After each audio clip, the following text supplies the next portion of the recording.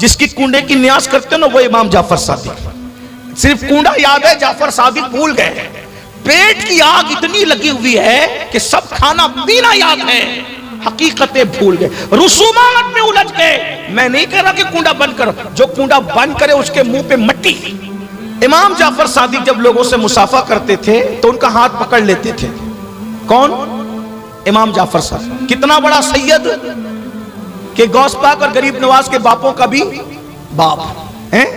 ہاں، اور جب کسی سے مصافحہ کرتے ہیں تو اس کا ہاتھ پکڑ لیتے ہیں. اپنے مرید کا پبلک میں سے جو مصافحہ کرتا ہے اس کا ہاتھ پکڑ لیتے ہیں اور ہاتھ پکڑ کے کہتے ہیں مجھ سے وعدہ کر، اگر قیامت کے دن اللہ نے تجھے بخش دیا تو اللہ سے تو میری سفارش کرنا، اللہ سے کہنا کہ اللہ جعفر صادق کو بخش دے. نہیں آتی نا بات؟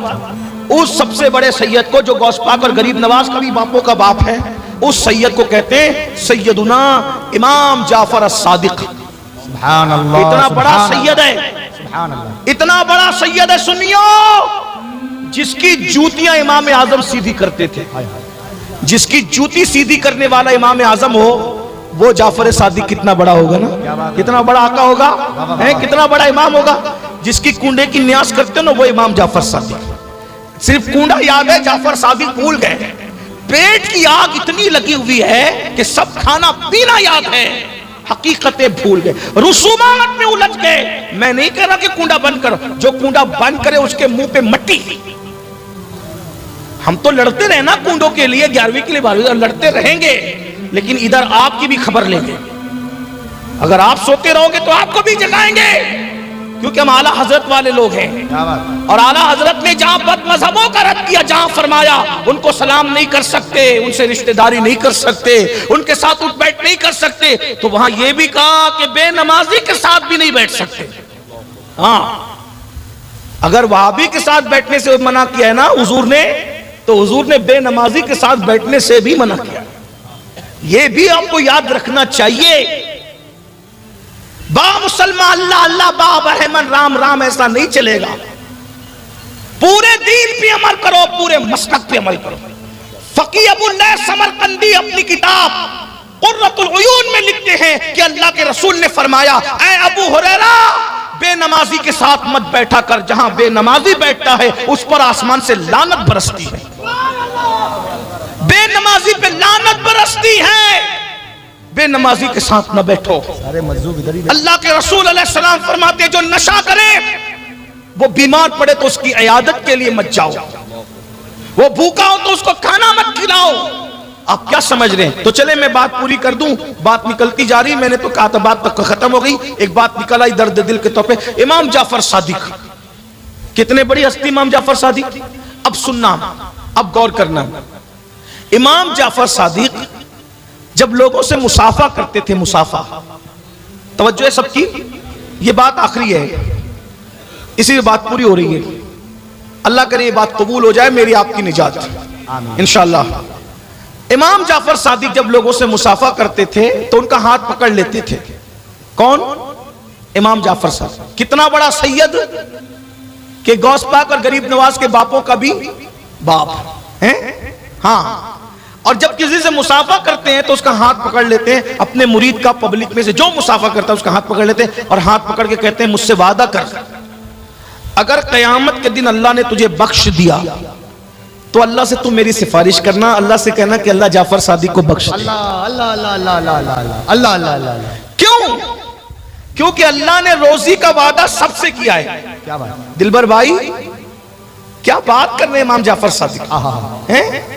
اللہ نے روزی کا وعدہ سب سے کیا ہے مگر جنت کا وعدہ سب سے نہیں کیا.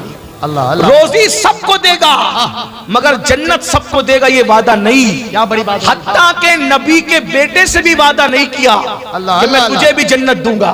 بس اتنی بات ہے. اگر نبی کا بیٹا اللہ کو راضی کر سکا تو جنت میں، اور نبی کا بیٹا اللہ کو راضی نہ کر سکا تو نبی کا بیٹا بھی جہنم میں نوح علیہ السلام کے بیٹے کی شکل میں. میرے بھائیوں میں تم کو کس منہ سے سمجھاؤں؟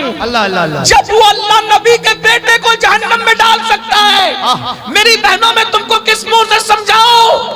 اگر نبی کی بیوی خدا کو راضی کرنے میں ناکام رہی تو نبی کی بیوی کو بھی اللہ جہنم میں ڈالے گا، لوط علیہ السلام کی بیوی کی شکل میں۔ ہم کون ہیں بھائی؟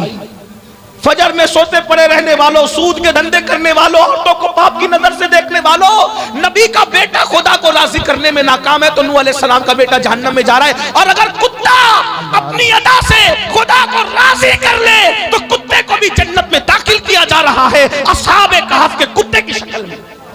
دیکھ رہے کہاں نبی کا بیٹا جہنم میں جا رہا ہے اور کہاں اصحاب کہف کا کتا جنت میں جا رہا ہے۔ اور پتہ چلا اللہ کو جو راضی کر لے آخرت اسی کی ہے۔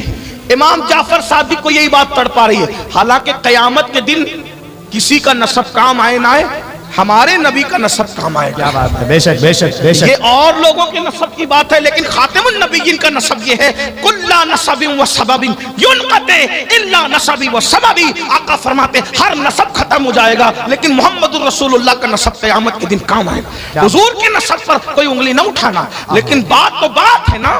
امام جعفر صادق، امام اعظم کے بھی امام جعفر صادق لوگوں کا ہاتھ پکڑ کے کہتے ہیں کیا کہ اللہ نے مغفرت کا وعدہ سب کے ساتھ نہیں کیا، روزی کا وعدہ سب کو روزی دے گا، مومن کو بھی دے گا، کافر کو بھی دے گا، وفادار کو بھی دے گا، غدار، لیکن جنت کا وعدہ سب کسی کے ساتھ چند لوگ ہیں خوش نصیب جن کے نام لے کے جنت کی بشارتیں دے دی گئی، ان کے ساتھ وعدہ ہے، باقی اور ایک بات یاد آئی اس میں ایڈ کر دوں 1 منٹ میں، جن کو رسول اللہ نے جنت کا وعدہ دیا وہ لوگ بھی روتے تھے۔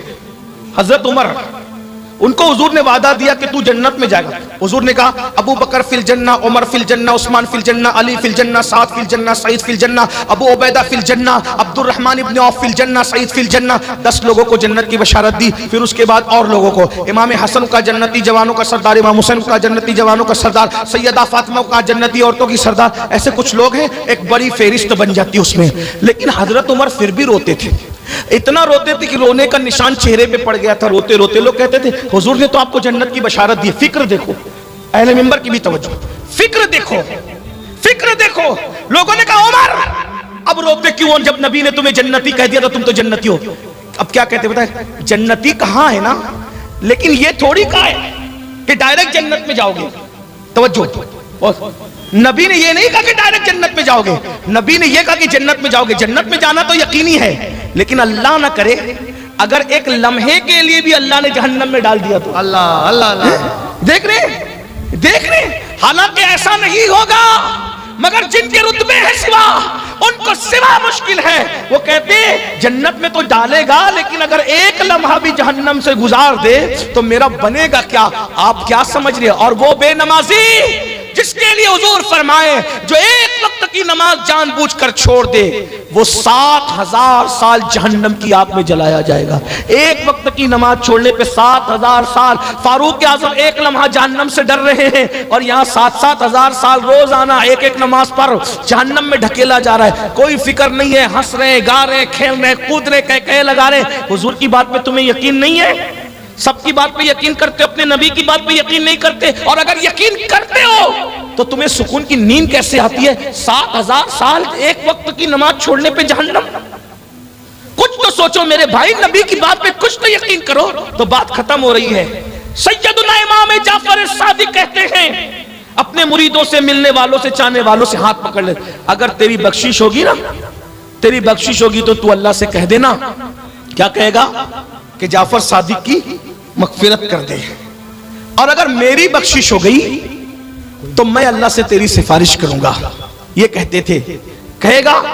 اب لوگوں کا جواب، بس دلبر بھائی مولانا صادق اور یہ علماء کرام کا بھی جواب یہی ہوگا کسی سید کے ساتھ۔ تو لوگوں کو جب امام جعفر صادق کہتے تھے کہ تو میری سفارش کرنا قیامت کے دن اللہ کی بارگاہ میں، اگر تیری مغفرت ہوگی تو میری سفارش کرنا، تو لوگ جواب کیا دیتے تھے؟ حضرت آپ تو آل رسول ہو، آپ تو، ظاہر سی بات ہے جواب تو یہی ہوگا، اتنے بڑے گھرانے کے نبی، آپ کے نانا علی، آپ کے دادا حسن حسین، آپ کے جد، آپ تو سید آل رسول ہیں، ہم آپ کی کیا سفارش کریں گے؟ آپ کے نانا شافعی یوم النشور ہے۔ تو پتہ ہے امام جعفر صادق کیا کہتے تھے؟ کہتے تھے یہی تو رونا ہے کہ ہم سید ہیں، ہم ڈرتے ہیں کہ قیامت کے دن اپنے نانا کو منہ کیا دکھائیں، غور کیجئے امام جعفر صادق جیسے لوگ ڈر رہے ہیں کہ ہم اپنے نانا کو منہ کیا دکھائیں گے، اور ہم جیسے لوگ جو نہ نماز پڑھتے ہیں، نہ پاک رہتے ہیں، نہ وضو سے رہتے ہیں، نہ غسل آتا ہے، کچھ نہیں آتا، اور ہم لوگ ایک دم بالکل بہت گھمنڈ میں ہیں کہ ہم جنت میں نہیں جائیں گے تو کون جائے گا؟ اس لیے اللہ سے ڈرو میرے بھائی، جنت ایسے ملائی کی طرح نہیں ہے، جنت ایسے سستی نہیں ہے۔ اللہ پاک ارشاد فرماتا ہے ان الابرار لفی نعیم وان الفجار لفی جہیم، نیکوں کے لیے جنت ہے، فاسقوں کے لیے جہنم ہے۔ آئیے میں جاتے جاتے امام جعفر صادق کی سنت پہ عمل کر لوں۔ اتنا بڑا ہزاروں کا مجمع ہے، امام جعفر صادق اپنے ماننے والوں سے کہتے تھے اگر تمہاری بخشش ہو گئی تو تم میری سفارش کرو گے۔ ایک بات کہوں، اتنے بڑے سب عاشق رسول ہیں، کتنے لوگ ہیں جن کی اللہ مغفرت کرے گا؟ یقیناً آپ کی مغفرت تو ہوگی انشاءاللہ ضرور۔ تو کیا آپ مجھ سے وعدہ کرتے ہیں آج کہ اگر قیامت کے دن اللہ آپ کو بخش دے تو آپ میری سفارش کرو گے، مجھے بھولو گے نہیں؟ آپ لوگ وعدہ کرتے ہیں؟ بولو وعدہ کرو، وعدہ کرتے ہیں؟ اے دیوانہ، وعدہ اٹھائیں، ہاتھ اٹھا کر کے رکھیں، بولو بھائی اگر اللہ آپ کو بخش دے گا آپ مجھے یاد رکھو گے کہ اللہ ہمارے اس خادم امین القادری کو بھی بخش دے؟ ممبر والوں سے بھی ذرا گزارش ہے کہ آپ بھی ہاتھ اٹھا لیں، اللہ کو گواہ بنا دیں۔ بولو بھائی سب لوگ وعدہ کرتے ہو؟ یہ وعدہ بھولیے گا مت۔ اللہ تعالیٰ تمہاری مغفرت کرے، ہماری بھی مغفرت کرے، اللہ ہم سب کا خاتمہ ایمان پہ فرمائے۔ ایمان پہ خاتمے کی بہت فکر کرو، بہت فکر کرو ایمان۔ سرکار غوث اعظم رویا کرتے تھے عید کے دن، کسی نے کہا آپ عید کے دن کیوں روتے ہیں؟ تو فرماتے ہیں عید تو میری اس دن ہوگی جس دن عبد القادر کا خاتمہ ایمان پر ہوگا۔ اور غوث پاک کہتے ہیں جو اپنے ایمان پر خاتمے کی فکر نہیں کرتا مجھے ڈر لگتا ہے کہ جب وہ مرے گا تو کافر ہو کے مرے گا۔